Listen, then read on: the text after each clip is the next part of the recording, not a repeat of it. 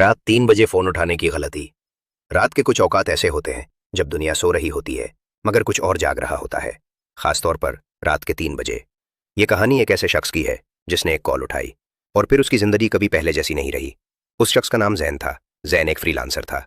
वो ज्यादातर रात को काम करता था। उसकी आदत थी कि वो देर तक जागता और अक्सर 3 या 4 बजे तक ऑनलाइन रहता। एक रात वो अपने कमरे में अकेला बैठा था। वक्त था 2:58। कमरा खामोश था।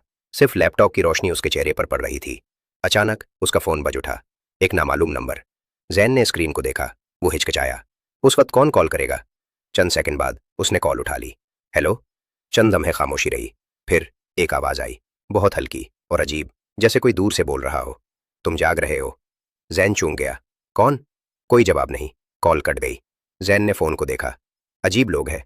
उसने कंधे अचकाए और दोबारा काम में लग गया। मगर कुछ मिनट बाद फोन दोबारा बजा। वही नंबर। इस बार उसके दिल में हल्का सा खौफ आया, मगर उसने फिर भी कॉल उठाई। हेलो। इस बार आवाज थोड़ी वाज़ेह थी। मैं तुम्हें देख रहा हूं। जैन के हाथ रुक गए। क्या मतलब? तुम कौन हो? चंद लम्हे खामोशी रही। फिर हल्की सी हंसी और कॉल कट गई।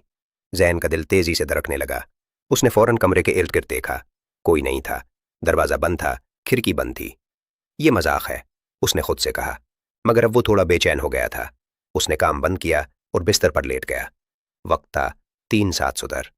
जैसे ही उसने आंखें बंद की, फोन दोबारा बज उठा। जैन ने फौरन उठाया। क्या है? कौन हो तुम? इस बार आवाज बहुत करीब थी, जैसे उसके कान के बिल्कुल पास। पीछे मत देखना। जैन का जिस्म सुन्न हो गया। उसकी सांस रुक गई। क्यों? आवाज ने आहिस्ता से कहा। क्योंकि मैं तुम्हारे पीछे खड़ा हूं। जैन के हाथ कांपने लगे। वो मुड़ना चाहता था, मगर उसका जिस्म जैसे जाम हो गया था। उसने आंखें बंद कर ली। ये हकीकत नहीं है, ये हकीकत नहीं है। कुछ लम्हों बाद कॉल कट गई। कमरा मुकम्मल खामोश हो गया। जैन ने हिम्मत करके आहिस्ता आहिस्ता मुड़कर देखा। पीछे कोई नहीं था। वो फौरन उठकर खड़ा हो गया। ये सब वहम है। मगर इसी लम्हे उसके कमरे की लाइट खुद ब खुद बंद हो गई। पूरा कमरा अंधेरे में डूब गया। जैन ने जल्दी से मोबाइल की टॉर्च ऑन की। रोशनी में सब कुछ नॉर्मल लग रहा था, मगर फिर उसने कुछ देखा। दीवार पर एक साया। वो उसका अपना साया नहीं था, वो किसी और का था, लंबा और गैर फितरी। जैन के हाथ कांपने लगे। ये क्या है? इसी लम्हे फोन दोबारा बजा। जैन ने कांपते हुए कॉल उठाई। हेलो। आवाज आई। तुमने पीछे देखा?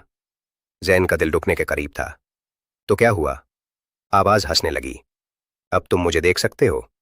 इसी लम्हे जैन ने महसूस किया कि उसके पीछे कोई खड़ा है। उसने आहिस्ता से मुड़कर देखा, और जो उसने देखा, उसकी चीख निकल गई। उसके पीछे एक सियाह साया खड़ा था। उसका कोई चेहरा नहीं था, सिर्फ 2 सफेद आंखें। वो आहिस्ता आहिस्ता जैन के करीब आया। अब तुम मेरे हो। जैन ने भागने की कोशिश की, मगर दरवाजा बंद था। वो चीज उसके बिल्कुल करीब आ गई और फिर अचानक गायब हो गई। जैन जमीन पर गिर गया, हाँफता हुआ, पसीने में भीगा हुआ। अगली सुबह वो बमुश्किल जिंदा था। उसकी आंखों के नीचे स्याह हल्के थे।